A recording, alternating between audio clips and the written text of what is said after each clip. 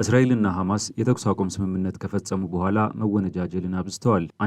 አንደኛውን ስምምነቱን ጥሰዋል በሚል ከሰዋል። ለዚህም ደግሞ የስምምነቱ ሐሳቡን ያረቀቁትና ያቀረቡት የአሜሪካ ዲፕሎማቶች ወደ ስፍራው አቅንተዋል። በመካከለኛው ምስራቅ ልዩ መልእክተኛ የሆኑት ስቲቭ ዊትኮፍ እና ጃሬድ ኩሽነር ቀደም ብለው ወደ ስፍራው አቅንተዋል። ምክንያታቸው ደግሞ የሁለቱ ወገኖች መወነጃጀል ሲሆን የስምምነቱን ያተገባበር ሂደትም ለመከታተል ያለመ ጉዞ ነው። ሁለቱ ዲፕሎማቶች በግብጽ በተካሄደው የመጀመሪያ ዙር ድርድር ላይ ወሳኝ ሚናን ከተጫወቱ መካከል ናቸው። በትናንትናው ዕለት ወደ እስራኤል ያቀኑት ምክትል ፕሬዚዳንት ጄዲ ቫንስ የጋዛ የተኩስ አቁም ስምምነት ትግበራ ከተጠበቀው በላይ እየሄደ ነው ብለዋል። የጄዲ ቫንስ ንግግርም ሁለቱ ወገኖች መወነጃጀል ማብዛታቸውን ተከትሎ የመጣውን የስምምነቱ መፍረስ ስጋት ለማስወገድ በሚል የቀረበ ነው የሚሉ አስተያየቶችም ተሰጥተዋል።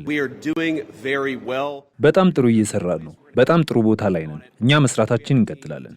በትክክል ያንን ለማድረግ ቡድኑ ላይ ያለን ይመስለኛል። ስለዚህ በእስራኤል ውስጥ ላሉ አጋሮቻችን በሙሉ እንዲሁም በባህረ ሰላጤው አረብ ግዛቶች፣ ኢንዶኔዥያ፣ ቱርክ ላሉ አጋሮቻችን በሙሉ እናመሰግናለን። እዚህ ላይ አንድ አስደናቂ ነገር እየሰራን ነው። ይህን ጥረት በማስተባበርና በትዕዛዝ መቆጣጠሪያ ማዕከል ውስጥ በሚሰሩ የአሜሪካ ወታደሮች ኩራት ይሰማኛል። ቫንስ አክለውም ሐማስ መቼ የትጥቅ መፍታት እንዳለበት ቀነ ገደብ ለመስጠት ፈቃደኛ ካልሆነ ይደመሰሳል ሲሉ አስጠንቅቀዋል። የተኩስ አቁም ስምምነቱ በዚህ ወር መጀመሪያ ላይ ያስጀመሩት የአሜሪካው ፕሬዝዳንት ዶናልድ ትራምፕ በመካከለኛው ምስራቅ ከሚገኙ ታላላቅ አጋር ሀገሮች ጋር ሐማስ መጥፎ እርምጃዎች መውሰዱን ከቀጠለ በከባድ ኃይል ወደ ጋዛ ለመግባት ዝግጁ ነን ብለዋል።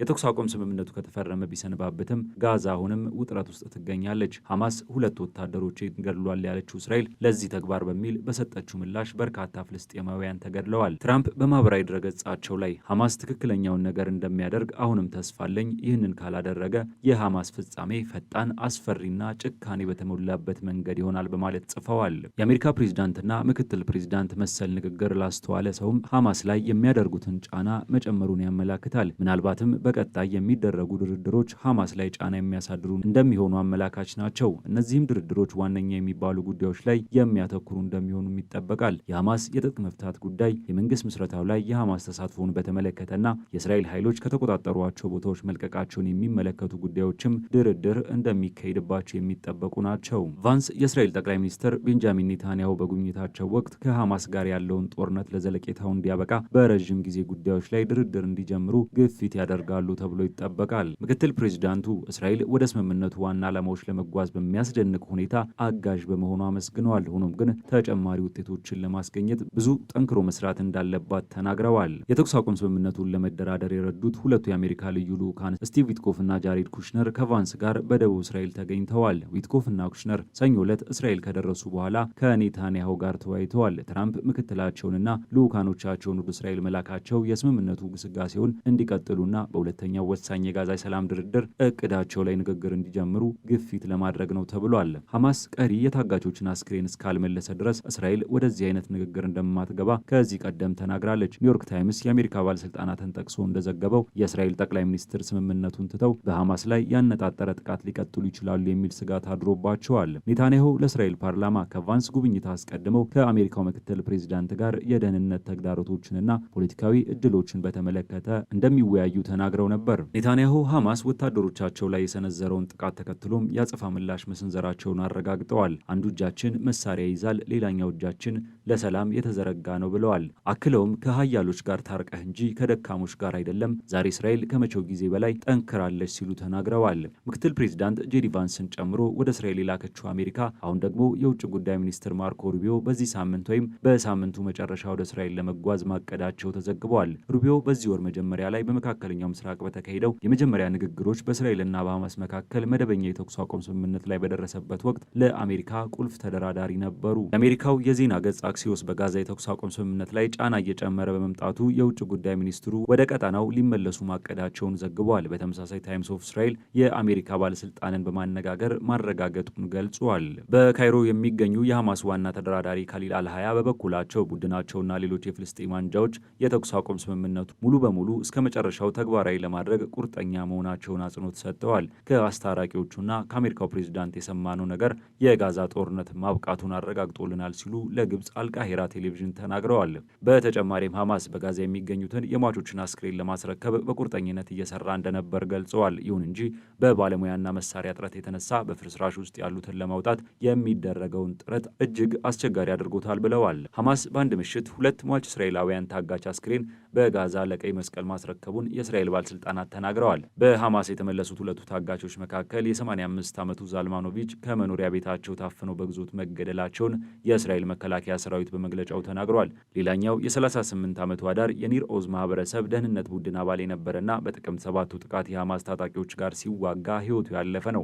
ይህም ማለት በጥቅምት 10 ላይ የተኩስ አቁም ስምምነት ሲተገበር በጋዛ ከነበሩ 28 ታጋቾች መካከል 13ቱ እስካሁን ተመልሰዋል። የቀሪዎቹ አለመመለስ ግን አሁንም ድረስ የእስራኤል ባለስልጣናትን እንዳስቆጣ ነው። ምንም እንኳን ሐማስ የባለሙያና የመሳሪያ እጥረት እንዳለበት በመጥቀስ ድጋፍ ቢጠይቅም እስራኤል ለሁለተኛ ዙር ድርድር ለመቀመጥ ካስቀመጠቻቸው ቅድመ ሁኔታዎች መካከል የመጀመሪያው ዙር ስምምነት አካል የሆነው የታጋቾች መለቀቅ ተግባራዊ መደረግ ዋነኛው ጉዳይ ነው። ይህ በእንዲህ እንዳለ የተባበሩት መንግስታት የዓለም ምግብ ፕሮግራም የተኩስ አቁሙን ማስቀጠል የህይወት አድን ሰብአዊ እርዳታ ወደ ግዛቱ ለማድረስ ወሳኝ መሆኑን አሳስቧል። የተኩስ አቁም ስምምነቱ ስራ ላይ ከዋለ በኋላ 530 የዓለም ምግብ ፕሮግራም የጭነት መኪኖች ከ6700 ቶን በላይ ምግብ ይዘው ወደ ጋዛ ተሻግረዋል። ይህም ለ2 ሳምንታት ወደ 500 ሺህ የሚጠጉ ሰዎችን ለመመገብ በቂ ነበር ሲሉ ቃል አቀባዩዋ አቤሪ ተፋ በጄኔቫ በሰጡት መግለጫ ላይ ተናግረዋል። ይሁን እንጂ ኤጀንሲው አሁንም በቀን ወደ 2000 ቶን ማድረስ አለመቻሉንና ለዚህም ምክንያቱ ወደ ግዛቱ የሚገቡበት ማቋረጫዎች ሙሉ በሙሉ ክፍት አለመሆናቸው ነው ብለዋል። አሁን ላይ ክፍት የሆኑት ወደ ጋዛ የሚያስገቡ ማቋረጫዎች 2 ብቻ ናቸው። እነሱም ኬረም ሻሎም እና ኪሱፊም ሲሆኑ አንዳቸውም የምግብ ሁኔታው እጅግ አሳሳቢ በሆነበት በሰሜኑ በኩል አይደሉም ሲሉ ቃል አቀባዩዋ ተናግረዋል። አክለውም ለህፃናትና ለነፍሰ ጡር እናቶች አንዳንድ ድጋፎች በደቡብ በኩል ወደ ሰሜን ቢሰራጩም ግን በቀጣይነት ለማድረግ አስቸጋሪ እንደሚሆን ገልጸዋል። እርዳታዎች እየደረሱ በሚገኝበት በደቡብ አቅጣጫ ብዙ ሰዎች ስለወደፊቱ በጣም ስለሚጨነቁና ድጋፉ እንደገና ሊታገድ ይችላል ብለው ስለሚሰጉ ብዙውን ጊዜ ከሚቀርብላቸው ትንሽ ክፍል ብቻ እየበሉ የተቀረውን ያስቀምጣሉ ብለዋል። እርዳታው ወደ ጋዛ መግባትን የምትቆጣጠረው እስራኤል በእሁዱ መካሰስ ምክንያት እርዳታው ለጊዜው እንዲቆም አድርጋ ነበር። ነገር ግን ከፍተኛ ዓለም አቀፍ ጫናን ተከትሎ አቅርቦቱ ወዲያው ሰኞ ቀጥሏል። በዶናልድ ትራምፕ የጋዛ የሰላም እቅድ መሰረት እስራኤል 53 በመቶ የሚሆነውን የጋዛ ሰርጥ እንድትቆጣጠር ያደርጋል። አብዛኞቹ እስራኤላውያን ጦርነቱ እንዲያበቃና የቀሩት ታጋቾች አስክሬንና እስራኤላውያን ወታደሮች ወደ ሀገራቸው እንዲመለሱ ይፈልጋሉ። ነገር ግን የእስራኤል ጠቅላይ ሚኒስትር በተቻለ መጠን ለረዥም ጊዜ አማራጮቻቸውን ክፍት ለማድረግ የሚወዱ ፖለቲከኛ በመባል ይታወቃሉ። ነገር ግን አሁን ላይ የተደረሱት ስምምነቶች ተግባራዊ የማይደረጉ ከሆነ በተደጋጋሚ ሲያስፈራሩም ተስተውለዋል። ቤንጃሚን ኔታንያሁ በሐማስ የተደረገውን ስምምነት መጣስ ትጥቅ አለመፍታቱን ጨምሮ እስራኤልን ወደ ጦርነት እንድትመለስ እንደሚያደርጋት ደጋግመው አስምሮበታል። ይህ በቀላል መንገድ ከተገኘ በጣም የተሻለው ነው፣ ካልሆነ ግን በሌላ መንገድ ይሳካል ሲሉ ተናግረዋል። ዶናልድ ትራምፕም እንዲሁ ብለው ነበር። ነገር ግን ዋሽንግተን እስካሁን ድረስ በመዘግየቶች ምክንያት ወደ እርምጃ ከመግባት ይልቅ በሂደት መፍትሄ እንዲመጣ ነው ፍላጎታቸው።